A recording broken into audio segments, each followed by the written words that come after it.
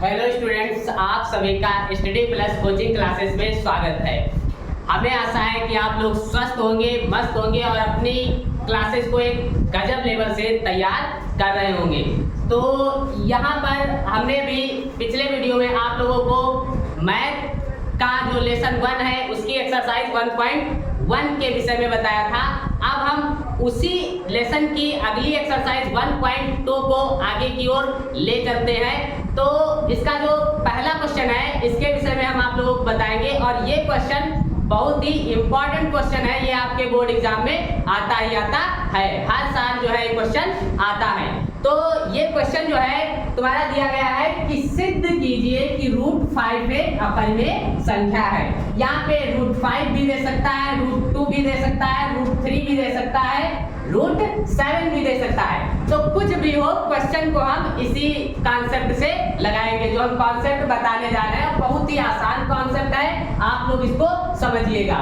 इस जो ये क्वेश्चन दिया गया है, यहाँ पे जो क्वेश्चन दिया होता है जैसे कह रहा √5 एक अपरिमेय संख्या है, तो इसका अपोजिट मानते हैं कि √5 एक परिमेय संख्या है। ये हम लेट करते हैं तो माना लिखेंगे, माना √5 एक परिमेय संख्या है, परिमेय संख्या है, संख्या है। अब जब √5 एक परिमेय संख्या मान लिए तो हमको पता है कि जो परिमेय संख्याएं होती हैं वो P/Q फॉर्म में होती हैं, P/Q फॉर्म में होती हैं। और जो होता है P और Q दोनों क्या होने चाहिए, P/Q दोनों पूर्णांक हैं। क्या है?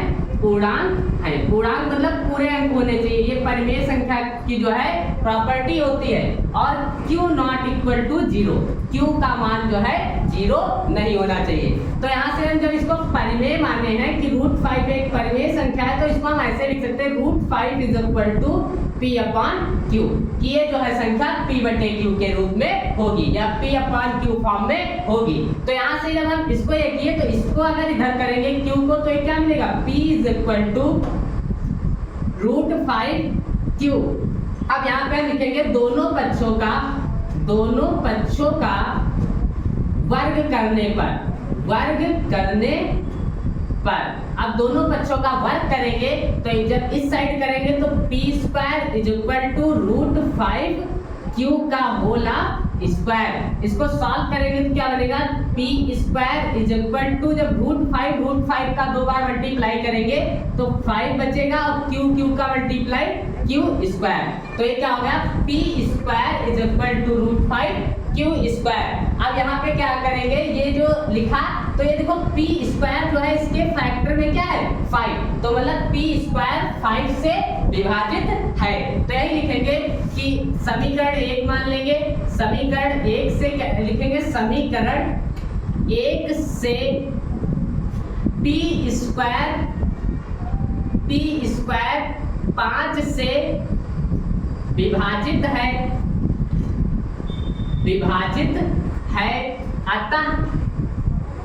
अतः P भी 5 से विभाजित होगा। क्या है, तो P² है, इसके फैक्टर में क्या है, 5, तो P² 5 से विभाजित है, अतः P भी क्या होगा, 5 से विभाजित होगा। अब हम क्या लिखेंगे, P² यहाँ लिखेंगे P 5m रखने पर, ये हमको मानना पड़ेगा रखने पर। P का मान कुछ भी 5m या फिर A मान सकते हैं, कुछ भी माने उसको। तो ये वाला वैल्यू हम यहाँ पे रखेंगे तो ये क्या बनेगा, लिखेंगे P² की जगह क्या है, 5m का होल स्क्वायर = 5Q²। अब ये हम इसको जो सॉल्व करेंगे तो 25m² = 5Q²। ये 5 एकम 25, तो ये क्या हो जाएगा, 5m² = Q²। अब यहाँ पे देखो Q² क्या है, 5 से विभाजित है, ये भी देखो ऐसी प्रॉपर्टी मिल रही है। ये समीकरण बना लेंगे 2, तो लिखेंगे Q² 5 से विभाजित है। यहाँ पे लिखेंगे Q² 5 से विभाजित है, अतः Q भी 5 से विभाजित होगा, इसलिए क्या होगा, Q भी क्या होगा, 5 से विभाजित होगा। अब हम यहाँ से समझते हैं, अब ये हमको ये इतनी चीज मिल गई, अब यहाँ से इसका फैक्टर समीकरण 1 में भी 5 आ रहा है और इसके समीकरण 2 में भी क्या आ रहा है, 5 आ रहा है, ये जो समीकरण 2 है। तो यहाँ से हम क्या करेंगे, इनका जो HCF परिमेय संख्या ये मांगता है कि उनका HCF जो होता है अपरिमेय संख्या की 1 होना चाहिए। तो यहाँ पे लिखेंगे HCF नॉट इक्वल 1। तो अतः यह गलत है, क्या लिखेंगे, गलत है या विरोधाभास है। क्या लिखेंगे कि रूट 5 एक अपरिमेय संख्या होगी। क्या होगी, √5 एक अपरिमेय संख्या होगी। तो यहाँ से हमारा जो है ये क्वेश्चन नंबर जो फर्स्ट है, √5 एक क्या है, अपरिमेय संख्या। तो इस तरह से हम इस क्वेश्चन को प्रूव करेंगे। तो जितने भी क्वेश्चन है कि √2 एक अपरिमेय संख्या है सिद्ध करो, या √3 या √7, सारे क्वेश्चन इसी कॉन्सेप्ट पे लगेंगे। तो आप लोग इस कॉन्सेप्ट को एकदम तैयार कर लो और इससे बोर्ड एग्जाम में क्वेश्चन आना ही आना है। तो हमें आशा है कि आप लोगों को ये वीडियो पसंद आया होगा।